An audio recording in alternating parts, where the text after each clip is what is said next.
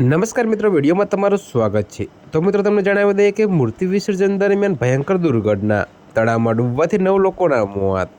જી હા મિત્રો, તો તમને વધુમાં એ પણ જણાવી દઈએ કે મધ્યપ્રદેશના ખંડવા જિલ્લાના આરદલા ગામમાં દશેરાના દિવસે એક ભયંકર અકસ્માત થયો હોવાના સમાચાર સામે આવી રહ્યા છે। દેવી દુર્ગાની મૂર્તિઓનું વિસર્જન માટે ટ્રેક્ટર અને ટ્રોલી દ્વારા લઈ જવામાં આવી રહ્યા હતા। જી હા મિત્રો, જો કે આ દરમિયાન અકસ્માતની ટ્રોલી સહિત ટ્રેક્ટર તળાવમાં ખાબક્યું હતું।